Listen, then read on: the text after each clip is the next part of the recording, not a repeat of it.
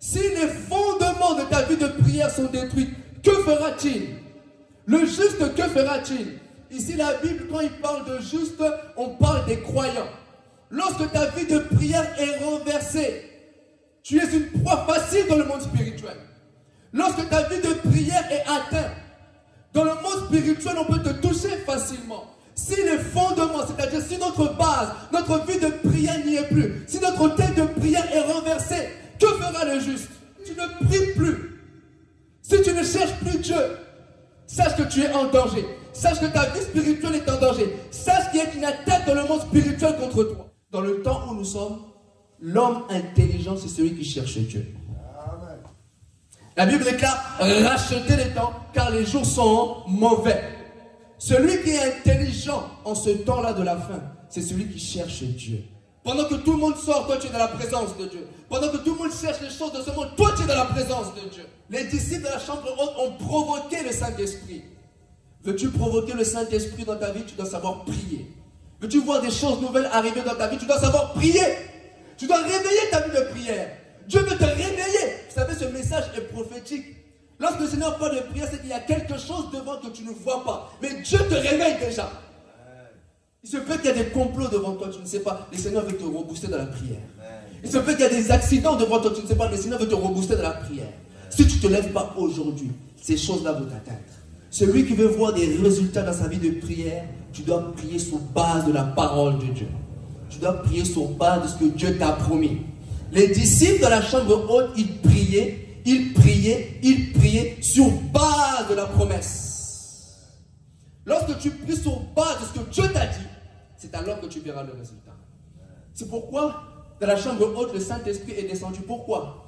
Parce que le Père leur avait promis le Saint-Esprit.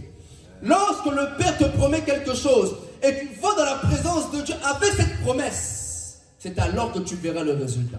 La Bible déclare, n'abandonnez pas vos assemblées. Si les autres ont abandonné l'église parce qu'ils n'ont pas vu, toi persévère. Si les autres ont abandonné l'église, toi continue à prier. Continue à prier. Persévère. Tu vas toucher les réalités de tes rêves. Persévère. Tu vas toucher ce que tu as demandé à Dieu. Je vais dire à quelqu'un, tu vas toucher ce que tu as demandé à Dieu. Aujourd'hui, le mot clé de ce culte miracle, c'est l'exaucement. On vient, on prie Dieu pour être exaucé. Je ne prie pas pour rien. Je ne jeûne pas pour rien. Je ne dors pas par terre pour rien. J'ai besoin de l'exaucement. Anne a prié, elle a été exaucée.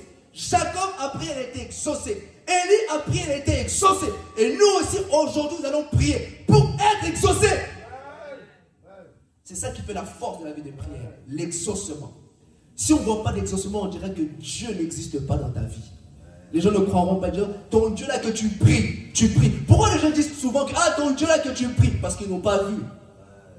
Pourquoi les gens disent tu as demandé un enfant mais jusqu'à présent tu n'as pas d'enfant? Pourquoi? Parce qu'ils n'ont pas vu l'exaucement. Lorsque les gens verront l'exaucement, c'est alors que les gens changeront de langage. Lorsque les gens verront que Dieu commence à t'exaucer dans ta vie, c'est alors que les gens prieront aussi ton Dieu. Comment les gens vont prier ton Dieu s'il n'y a pas d'exaucement dans ta vie? Comment les gens vont prier ton Dieu si lorsqu'on voit ta vie, il n'y a pas d'exaucement? 10 ans à l'église, il n'y a pas d'exaucement. 10 ans à l'église, rien du tout. Comment tu veux attirer les gens? Comment tu veux attirer la foule si les gens ne voient pas la puissance de Dieu dans ta vie? Comment tu veux attirer les gens? Comment tu veux attirer le monde si les gens ne voient pas l'exaucement? Les gens viendront à cause de l'exaucement dans ta vie. Les gens viendront. Les gens vont te suivre parce qu'ils voient l'exaucement. Ils voient que ce que tu prêches, l'Éternel est en train de réaliser cela. Parce que vous priez, priez avec le but d'être exaucé. Amen. Ne priez pas pour prier, je prie, je prie. La Bible dit ne multipliez pas des vaines paroles. Qu'à force de répéter, oh victoire, victoire, victoire, victoire, victoire, qu'à force sera exaucé. Non. Je demande au nom de Jésus, je proclame la victoire dans le monde spirituel. Amen. Qu'il en soit ainsi. Ça reste comme ça.